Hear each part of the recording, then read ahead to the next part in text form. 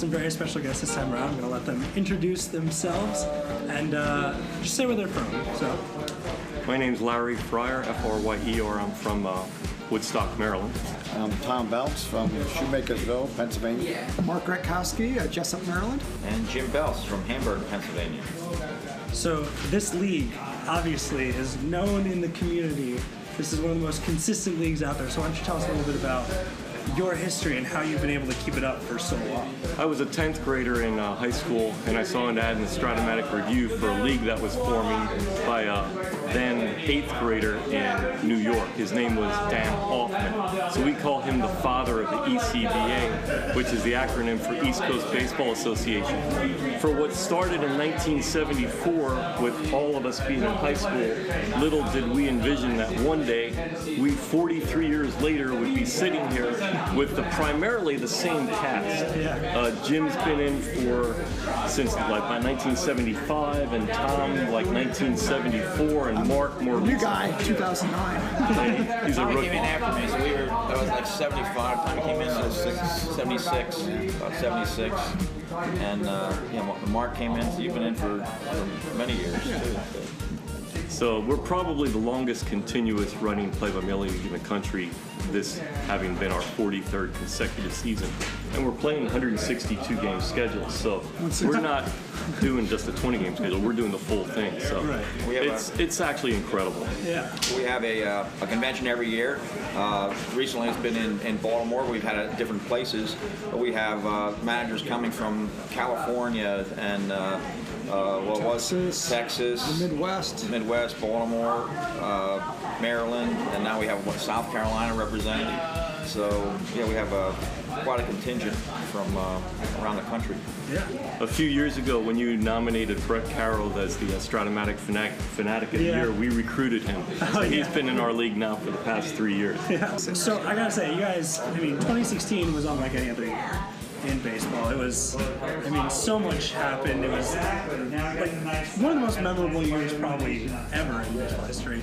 When that happened, as you guys were watching along, who were you very excited to see in this new set? I've heard a lot of Gary Sanchez, heard a lot of the Red Sox guys. Are there any players in particular that you were itching to get your hands on? For me, I'm a Baltimore Orioles fan, so for Zach Britton to go 45 for 45 and saves and basically be unscored upon virtually to see his card is going to be a real treat.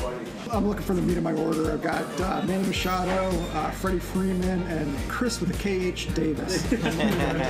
I'm excited to see Robinson Cano getting a 1 again. He went from we made him a 3 last year, and now he's back to a 1. And they'll correct that next year.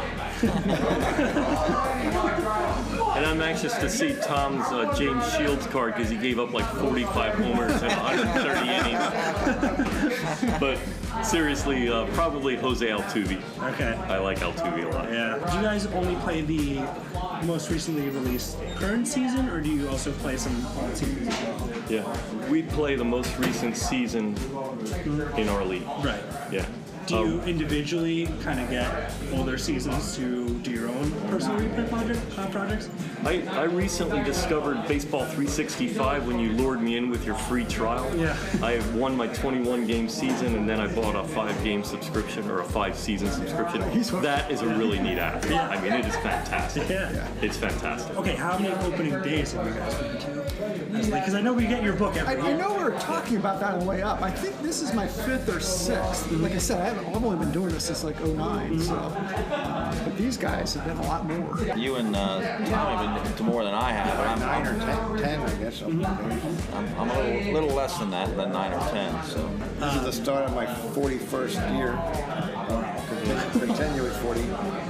How do you feel about, recent changes in the way the game is played compared to how it affects your league's decisions? So you guys have basically adapted as baseball has changed as well. You guys have had to amend some of your strategies. So how has that influenced the way you guys play the game as managers? I think That's a good question. One thing we do a little differently than we do a combination of the basic and advanced rules, which makes it a little bit easier for play-by-mail. We do play a lot of face-to-face games, but we do a combination. We actually use the basic side, but use some of the advanced rules in order to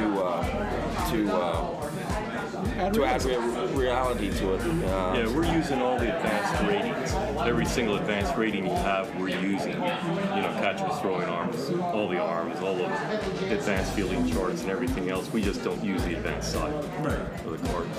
Thank you guys so much. ECBA. I will never forget that. I'll read the book, as I did the last one as well. We have all of them in the office. Is that the best yearbook you've ever seen? I mean, that is dedication. That is the most. The guy that puts it together. Yeah, it's the most hardcore fantasy sports log. It's a labor of love. Oh, for sure. Yeah. That's always my January project, but it would never happen if everybody in the league didn't do what they need to do. And everybody, we're adults of course, but everybody is actually responsible and gets their stuff to me so I can do it. Yeah, so I mean, awesome. if you love to do it, it's not even, it's just something you do. Probably the last, 5 or 7 years have been the best years for our league because of the involvement and commitment from all the players. In years past, we always had 1 or 2 managers that would drop out.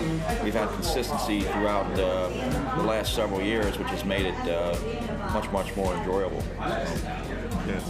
All right, thank you guys so much for coming. Thanks for having us. It's great meeting all you guys. Finally get to see the legends in person. But I hope you had an awesome opening day, and I hope you enjoy your new card sets.